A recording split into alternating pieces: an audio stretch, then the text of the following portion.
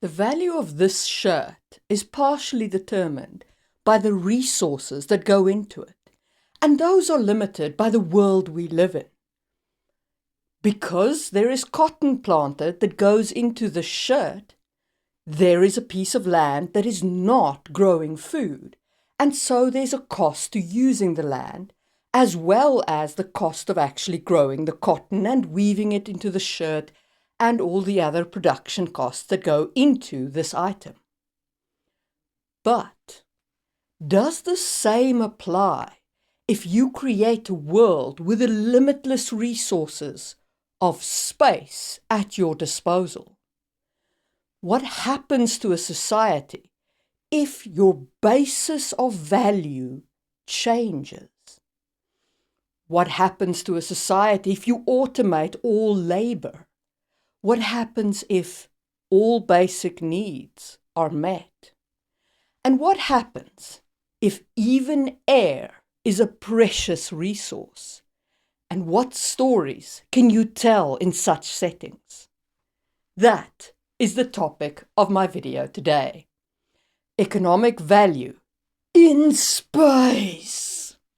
Welcome to another episode of Science Fiction World Building from Just in Time Worlds with your host, Marie Mullaney.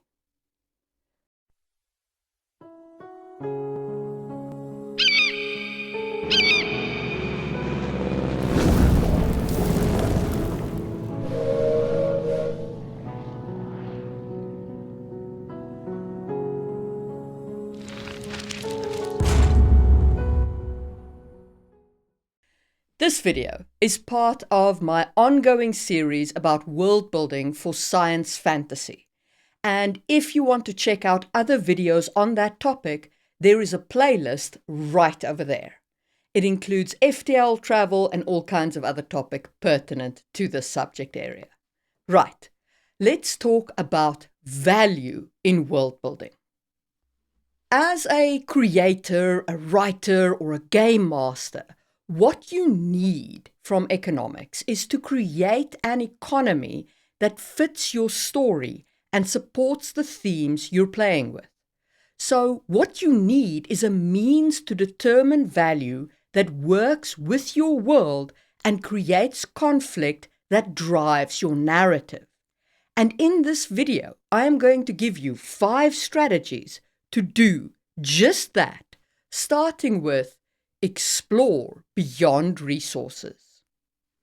Resources are still a limiting factor in our world because we have access to only the resources of our planet. This changes when you head into space.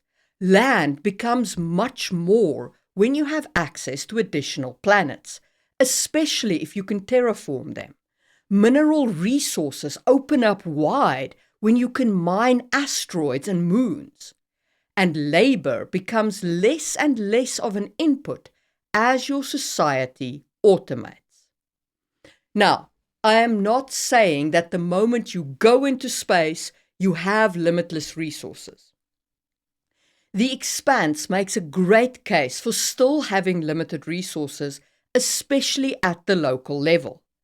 If your space-based setting is restricted to a few planets, even with something as rich as an asteroid belt, you still have resource limitations. In that case, you've got a great setting for a space war for access to those resources. And that is part of how the Expanse handles it. And we will talk more about the Expanse when we talk about connecting value to your story. So stay tuned for that. But to get back to resources or moving beyond them, it is very possible to create a setting that is post-scarcity. That is to say, the items needed for survival, clothing, food, water, and shelter, is without cost. This can be because of a technological marvel like the replicator device in Star Trek, which creates physical items using nothing but energy. And being in space does remove some of your energy constraints. But you don't need such a MacGuffin for post-scarcity. In Ian M. Banks's culture novels, The economy is fully automated through AI, and because the culture is not attached to a given planet, they simply harvest the resources they need from space. There is no cost to their basic needs, and they have divorced the economy from meeting those basic needs. A very interesting question in a society like that is, what do they value? The culture values experiences. They value time and intellectual contributions. Having divorced their economy from meeting basic needs, their society places value on more esoteric things that are limited. Because, and this is the important part, what is unlimited, people will not value, even if it's critical to their survival. Think about the air we breathe. We rarely ascribe a value to that air, and yet, if it is removed, we're dead. So, you need to think of it in those terms if you're building a post-scarcity society. If you meet every human's basic needs, everyone is fed, everyone is clothed, medically looked after, has clean water and breathable air, what do they value? What are they willing to invest their time and energy into getting? Whatever your answer is, it needs to tie into the thematic elements of your story so that your economy supports your story. Think about information and knowledge becoming your currency. Yes, you've solved the basic needs problem, but that doesn't mean that everybody knows everything. New discoveries, scientific or political data, and other pieces of information could still hold great value and could become the basis for value in your economy. Or perhaps it is unique experiences that has value. Even in a post-scarcity society, pristine environments or unique ecosystems could hold significant value. And then you could set up a world where you can have ecotourism, where people leave the world of abundance to go live on a beach and harvest foods for themselves as a cultural experience. Or you could have a world where people go to experience the thrill of being in danger and chased by wild dinosaurs. And that opens up all kinds of interesting thematic elements like, can such thrill-seeking behavior be damaging to society? Or the tension between the old manual way of doing work and the new every need is met way of simply having value. So, if you're setting up this kind of post-scarcity environment, think about what becomes valuable in that society. Something of value will exist within that culture, whether it is an experience or maybe time itself or study and information. Whatever it is, there will be some underlying source of value. So when you hit the vast resources of space, think beyond the limitations of our single world economy and figure out what your people will value and how that can support the story you want to tell. And if you enjoyed this exploration of moving beyond resource limitations, hit the thumbs up button and let's talk about letting culture shape trade. So when I'm talking about letting culture shape trade, what I mean is that different cultures values different items. The culture in Ian M. Banks, is that awkward to anybody else? I keep saying culture and then the culture. What I mean is the culture as in the culture in the books he wrote, because he had to call it the culture.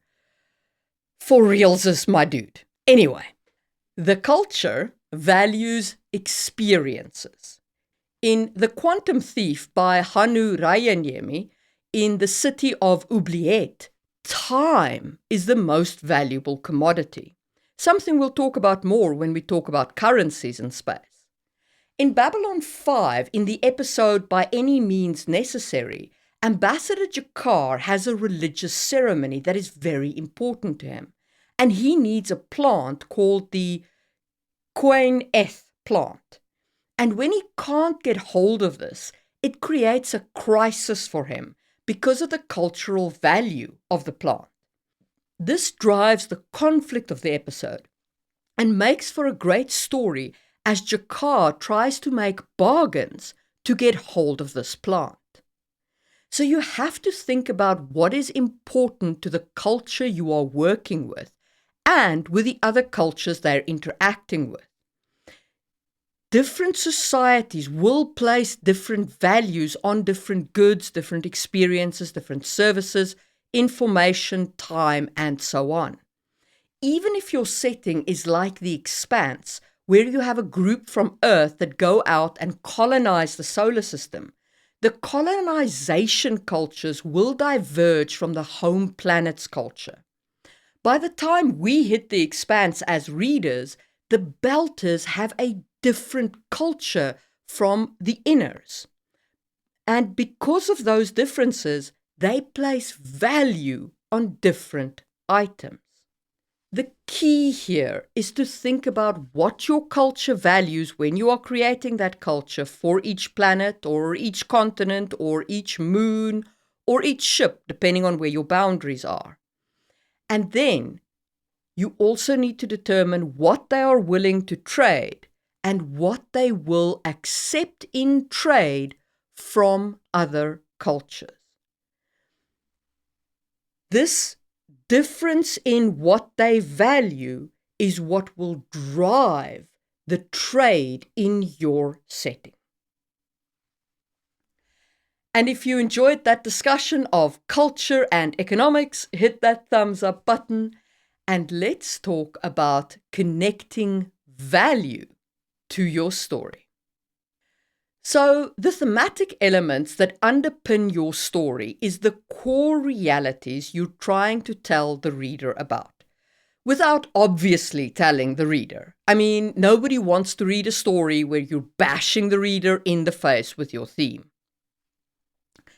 Economics is a huge component of any given society, and for that reason, it can be a core part of propping up your theme and showing it to the reader. For example, think of Dune. The spice melange is a rare resource found on one planet, and it makes space travel possible. The whole society depends on this resource, and for that reason, it drives the behavior of the powers that be toward Arrakis. Herbert leans into that and explores how people will dehumanize others if the economic reward, the spice, is big enough. And he never says that's his theme. We see this theme in the way that his economy works. Another great example of this is in The Expanse. The Belters have been exploited by the Inners, that is Earth and Mars, for centuries preceding the novels. And in the TV series, Earth and Mars navies refuse to let the Belter refugee ships evacuate Ganymede despite the collapsing life support systems, which is a pretty direct form of control. And in fact, Earth and Mars actually triggered those life support system collapses and wrecked the food supply to the belt. They made war with basic resources. And the Belters, of course, are the ones who are supplying Earth and Mars with critical mineral resources of the outer solar systems. This kind of conflict over resources and the use of basic needs as part of military operations illustrates how controlling especially Earth is in this setting. Corey does a great job of setting up his economy to support his thematic elements. Imagine growing up in a space station as a Belter, where your basic needs, even the air you breathe, is controlled by some pencil pusher from Earth. This would very naturally drive a hatred toward Earth, a hatred that is exploited by Marcos to launch his attack on Earth. The Expanse is a real masterclass in setting up this kind of environment. And I learned from that masterclass and tried to incorporate some of those elements into my science fiction series, Skies of Destiny, where my economic system is underpinned by Jiren, a substance used to drive what the people of Shadao think of as magic. This substance is limited because it can't be manufactured, but has to be harvested from the Nadi who fall from the sky occasionally. And I took inspiration from our natural world, from whale falls in our world, to create these Nadi that drop these resources. And this creates a hard economic limitation on the critical resource of Jiren, which drives a core part of my plot. And if you're interested in science fiction, consider picking up a copy of Book 1, Magic Fall, and supporting the channel. I'll leave a link in the description. And let's talk about embracing uniqueness. Now, of course, I have already mentioned the big one in this category, Dune. In Dune, spice drives the plot, and it is an element unique to a single planet, which makes that planet critically important. Herbert plays with economic themes like the formation of monopolies and what that means for economics and politics. Such limited resources does indeed often drive monopolies or state control, simply because the resource is so vital to the society's existence. But uniqueness can be more than resources. You can also create unique locations that drive economic value. Think about Babylon 5's FTL travel, which has these jump gates that create unique locations in space and facilitate economic activity. These locations are of enormous value because travel and trade can happen through them. And I will talk more about trade in my video on trade in space, which is also part of this economic mini-series. For this video on value, consider what unique attributes your galaxy, your solar system, even your universe has that drives the value of items in your setting. Are there unique resources like spice or, heaven forbid the name, but unobtainium? Also consider locations like jump gates or nebulas where a unique energy resource could be found. You might even want to think about a species that produces a unique thing. For example, there might be a species that can manipulate quantum fields, and because of this, they produce a unique component. Control of this species could become a critical part of economic activity. Let's say this species is capable of defending themselves and maintaining their independence. Do they perhaps become the overlords of the galaxy? Or maybe they share their unique thing only with those species that they feel align with their values, giving them an advantage in driving their culture forward. Or you could go the other way. Perhaps the species is too weak to be able to maintain independence, and they're conquered by somebody else. And now there's somebody else who controls this unique element that is made by the species. This could be a great source of conflict and would tie in well to themes around colonialization and slavery. So give some thought to unique attributes of your setting that might drive economic activity in some way. And don't forget about communications and transportation here, because those are key economic drivers.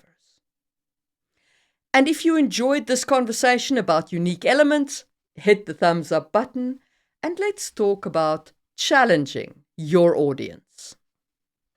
All of the novels, TV series, and so on that I've mentioned so far have complex economic systems. They have not shied away from creating deep economic structures that help drive the story and the theme. Dune has the Spacer Guild and the Chome Company and the Fremen, who all have a stake in Arrakis, and how the economics of Dune works is a core component of the plot, and it drives conflict in the story. The Expanse is almost wholly driven by the economic conflict around resources. The Quantum Thief explores worlds where you have currencies based on time. The Culture has a post-scarcity economy where you have a culture that is not driven to meet basic needs, because all basic needs have been met. We remember those stories because these themes challenge us as readers. It challenges our assumptions and makes us think about the world around us in new ways. So don't be afraid of creating complex economic systems to underpin your setting and your theme. Embrace it, delve into it, and let your economy support your story. So here is some homework for you, just a little bit. In your setting, are there any unique elements that are important to all cultures from an economic activity perspective? For each culture in your world, what do they ascribe value to and why? What are they willing to trade with other cultures, and what will they accept in return? And most importantly, how does all this help you tell your story? Next time in Economics in Space, we'll dive into currencies and paying for stuff. And if you want access to that episode right now, and you want to support the channel, you can become a member. For the price of a cup of coffee each month, you get early access to my content and a whole heap of member-exclusive perks, including member shoutouts, like this one to Dylan, my longest-standing member, and Tony, who's a member of Build It in Stone. But please, don't feel pressured to support the channel financially. You can also show your support just by watching another video. Since you enjoyed this video, you might also enjoy my video on magic and economics right over there, or you can trust the algorithm with its recommendation right over there. And I will see you soon for another episode of Just in Time Worlds, where we build what we need when we need it.